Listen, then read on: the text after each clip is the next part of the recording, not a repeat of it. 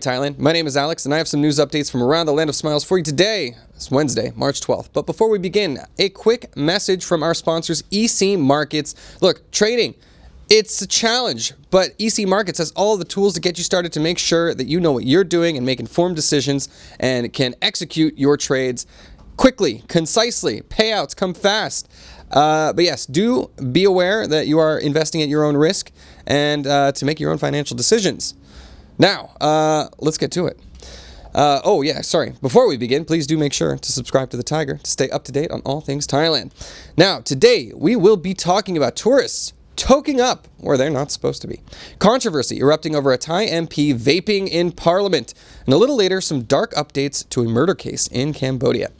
But first, back to those toking tourists. A Swiss tourist was arrested in Phuket for drug use after a viral video. A Swiss tourist, Sasha, was arrested in Phuket after a viral video showed him allegedly using illegal drugs in public. I'll say it was a white powder.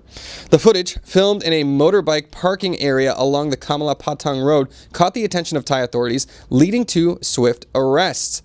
Sasha admitted to the offense, and police are now investigating the source of the drugs. Meanwhile, another Swiss national, Rolf Weber, faces possible deportation in Prachap Kirikan after multiple incidents of his dogs attacking beachgoers. We talked about that yesterday. These cases serve as a reminder for tourists to respect the Thai laws and cultural norms to avoid severe legal consequences. So this guy was super brazen. Like, he was just sitting around, started sniffing away of God knows what. I think we can have some wild guesses, but yeah, let me know your thoughts in the comments. The point is, yeah, that went viral really fast, and they found him really fast, and now his trip to Thailand is a little a shortcut. But yeah, it's a weird thing. Tourists come here. A lot of people have this understanding the Thai laws are a little bendable, and it gives them this sort of carte blanche feeling where they feel they can get away with anything. Not always the case. So fortunately, this guy, well, I don't know. It would make me uncomfortable if I was just sitting around at a rest stop and some dude just started sniffing white powders in front of everybody. That's certainly not, that's a faux pas, if you will. What else? Damien says, how dumb can one be? Wu-Tang Life says, Dumb Farang did it on the streets and in broad daylight. Vimal says, he must have confused Thailand with Brooklyn. And Damien says, he might be staying in Thailand for a very long time, depending on the substance he was using. Certainly deportation is on the table. All right, not the only ones doing what they're not supposed to be doing in public. Our next story is about foreign tourists have been fined for cannabis use in public. Now, Pai police arrested 4 foreign tourists, German, British, French, and Dutch, on March 9th for smoking cannabis on Walking Street in Mae Hong Son. The crackdown, led by Major General Songkrit, responded to complaints from locals and tourists about public cannabis and cigarette use. The arrested individuals were fined for causing a public nuisance, as authorities continue efforts to enforce regulations and educate visitors on local laws. The operation aims to maintain order and improve the overall experience for tourists in Pai. So obviously there's been a lot of controversy in Pai recently with tourists misbehaving, and this is one of those things where, look, guys, I'm a fan of the cannabis scene, right? Like, we have a lot of friends here at the Thaiger in the cannabis industry. We are lucky enough to have a legal market with places where you can go and smoke, cafes and stuff like that. You can't do it in public, all right? So that is a strong, hardline rule. It's one of the reasons why we've been able to maintain the current legal status, is because most people are respectful. But certainly these tourists may be unaware of what the laws actually are, thinking you can smoke anywhere you can smoke a cigarette, which is not the case, okay? Cannabis is only in approved areas at your home, on balconies, things like that. So do be careful if you are coming here to indulge in the green, and respect the local customs. All right. Speaking of, illegal substances being inhaled in public, apparently this one goes all the way near to the top. A Thai MP is facing investigation for vaping in Parliament. Yes, vaping still illegal in Thailand. The Thai People's Party MP Charonyuth is under investigation after being caught smoking an e-cigarette inside parliament. A viral social media post criticized his actions, prompting his party to launch an internal review. The case will likely be examined by the House Ethics Committee as Thailand continues its crackdown on e-cigarettes. Meanwhile, a House Special Committee is set to present vaping regulations on March 13th, that's tomorrow, potentially shaping future policies. While some see the scrutiny as politically motivated, party leaders stress the need for an objective review of the incident. Yeah, so vaping is illegal here. This is one of the weird things where, I mean, even things like cannabis, obviously cigarettes, they're totally allowed. Why e-cigarettes? If you go to neighboring countries like Malaysia, Malaysia has a strong, big, thriving vaping industry over there where it's pretty much widely available for sale. Not here in Thailand.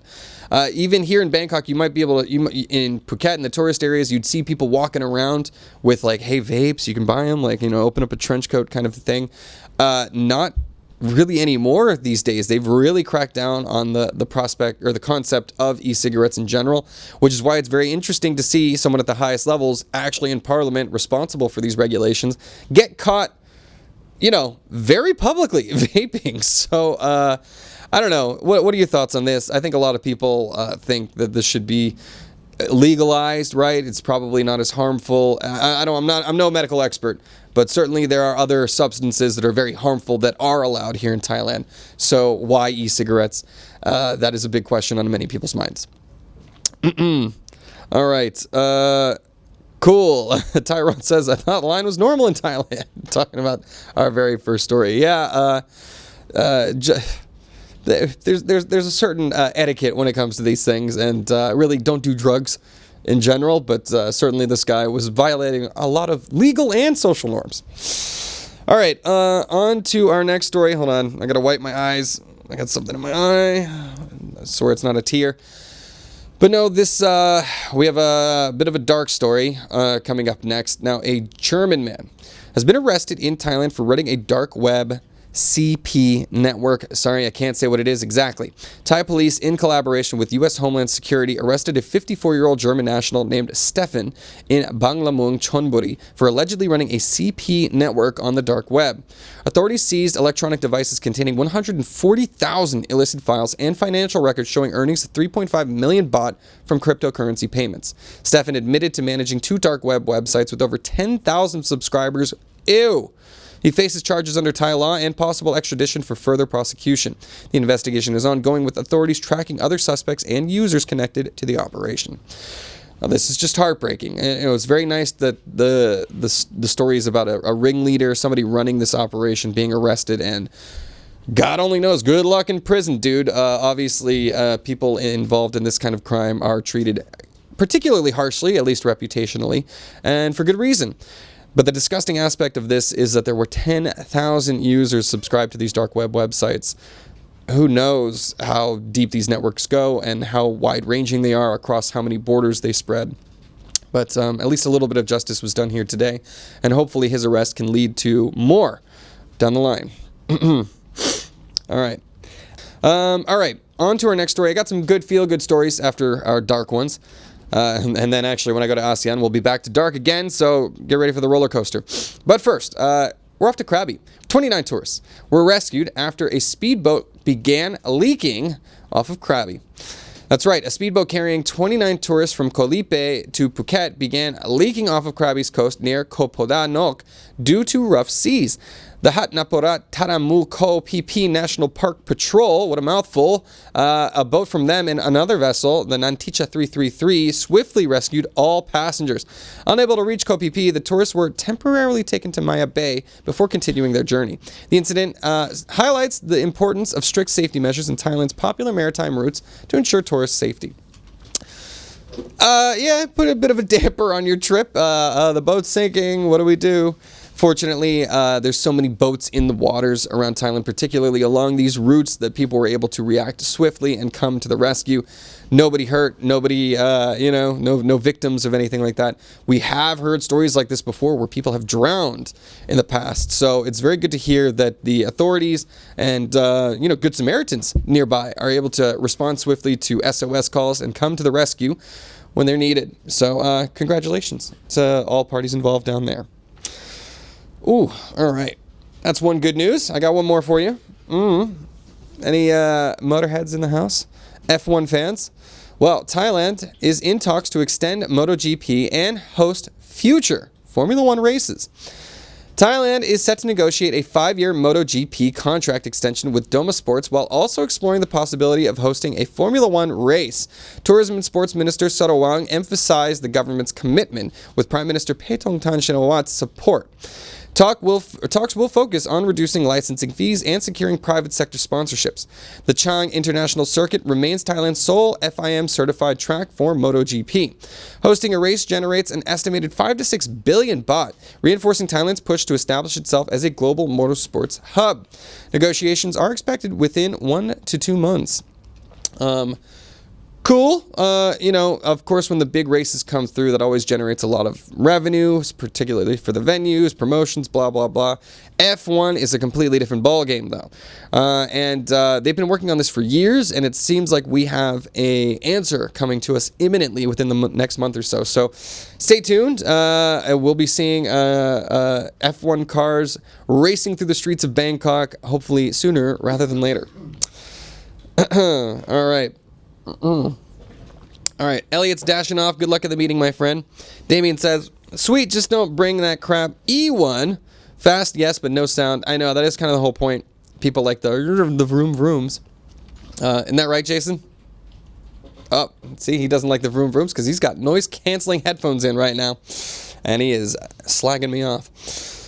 Anyways, guys, that'll do it for our Thailand section of the news. We have our ASEAN section of the news coming up next, and a lot of murder and intrigue on the horizon, guys. So stick with me.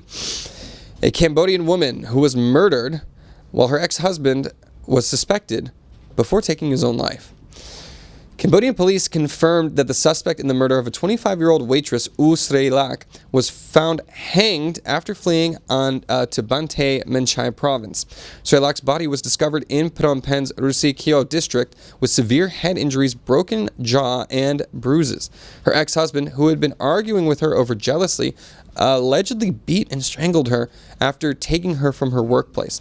Witnesses heard him threaten to kill her before the attack. Police identified him as the suspect, but he took his own life before being arrested.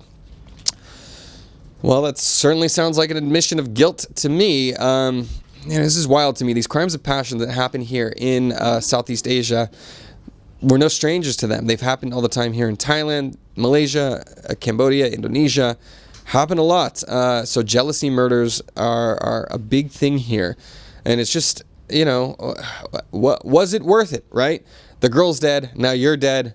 Families are devastated and lives are ruined. So the best we can do is call attention to this and just say, look, get some help. Go to couples therapy. Talk to friends and family before things are too late. And particularly for women in these situations, like if a man is threatening to kill you, that needs to be taken seriously. Still, I know that there's plenty of problems with authorities not really taking these threats seriously, so sometimes there's nowhere to turn to. But, if a man says what he's going to do, believe him. All right? Definitely err on the side of safety there, but no victim blaming. Just a tragic case, and it seems like it has finally been resolved, unfortunately.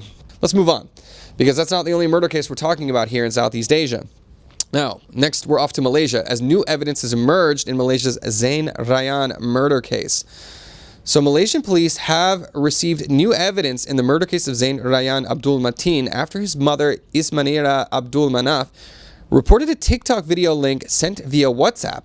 The video, taken from an upper floor unit in Idaman Apartments, shows her walking with Zain and his brother shortly before the boy was found dead nearly 200 meters away. Fearing for her family's safety, she alerted authorities. Police continue to investigate, urging the public to avoid speculation that may hinder the case. Zain was reported missing on December 5th, 2023, and found dead the next day.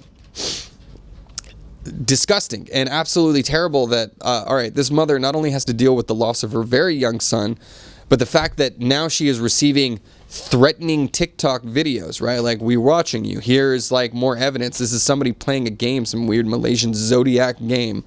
Hopefully the authorities are able to track down the origins of this video to be able to see who is the perpetrator here. Because if you are this mother, there's absolutely no way you can rest safely knowing that this villain is still out there. So all eyes on this story in Malaysia, and hopefully the police are able to track down the killer and hopefully deliver some serious justice that not only the family over there but the entire community over there deserves. All right. Yes. I'll get into the comments at the end, guys. Let me blast through that terrible news. I got one last not so great news, also involving TikTok. This time we're in Indonesia. An Indonesian TikToker has been jailed for blasphemy after a Jesus haircut joke. Freedom of speech, where are you? Indonesian TikToker Ratu Talisa, a Muslim transgender woman, don't say that sentence very often, was sentenced to nearly 3 years in prison for blasphemy after jokingly telling a picture of Jesus to cut his hair during a live stream. The court found her guilty of spreading hatred under Indonesia's controversial EIT law, following complaints from Christian groups. Human rights organizations, including Amnesty International, condemned the ruling as a violation of free speech and called for her release. Critics argue the EIT law is frequently used to suppress expression, with hundreds convicted under its provisions in recent years. Prosecutors have appealed for a harsher sentence. I was holding that in for a while. All right. But yes, apparently in TikTok, making a joke about anything in religion over there in Indonesia can get you arrested.